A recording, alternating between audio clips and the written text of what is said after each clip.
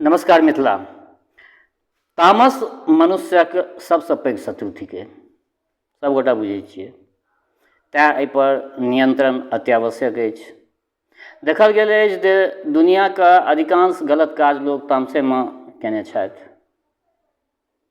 एकरा बायोलॉजिकली एना बुझियौ, अगर बायोलॉजीके दृष्टिकोणसँ बुझऽ चाहै छियै तऽ एकरा एना बुझियौ, जखन कोनो मनुष्य तामस करैत छथि ओहि काल हुनका शरीरमे रक्त संचार असामान्य भऽ जाइत छनि। परिणामतः रक्त संचार जखने असामान्य भऽ जाइ छै ओकर परिणाम ई होइ छै जे अंतःस्रावी ग्रंथिसभ जे छै अपना सभक शरीरमे ओहिसँ विभिन्न तरहके घातक हार्मोनसभके ओहिसँ स्रावन होमऽ लगै छै। अंतःस्रावी ग्रंथिसभ जे छै ओहिसँ विभिन्न तरहके अंतःस्रावी ग्रंथिसभसँ घातक हार्मोनसभ स्रावित करऽ लगैत अछि, जाहिसँ विभिन्न तरहके बीमारी, हार्ट अटैक,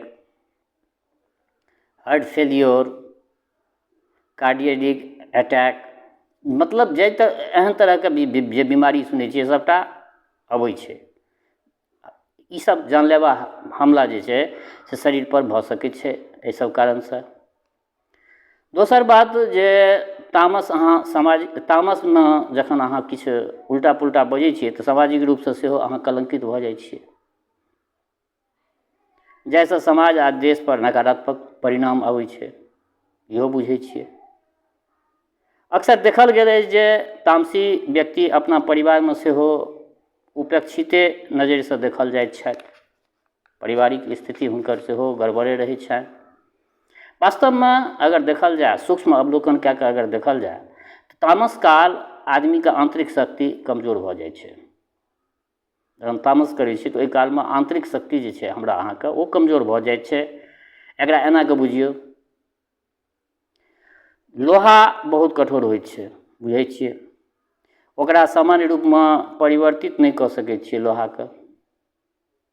सामान्य ठंडा लोहा छै, ओकरा जे सामान्य ठंडा अवस्थामे जे चाहबै जे ओकर रूप परिवर्तित करी तऽ थोड़े असंभव छै, बहुत असंभव छै।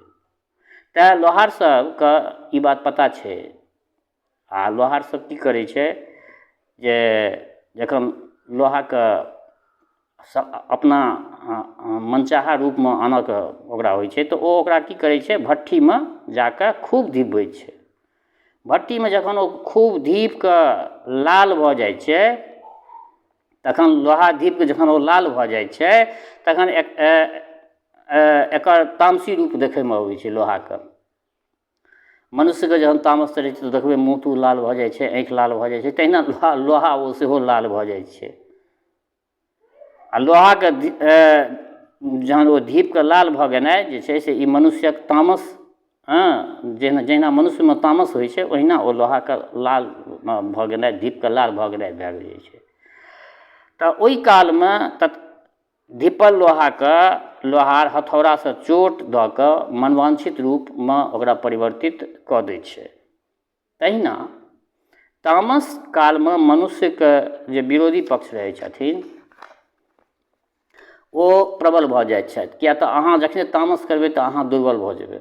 दुर्बल हेबै, अहाँ परमे विरोधी पक्ष जे हेता से ओ सबल भऽ जेता। आ तामसी व्यक्ति ओहि कालमे जे छै से किछु बुझऽ सुझऽ नहि लगै छथिन। ओ विभिन्न तरहके जे छै से अनाप शनाप बजऽ लगै छथिन। परिणामतः ओ सामाजिक उपहासके सेहो पात्र होइत छथि।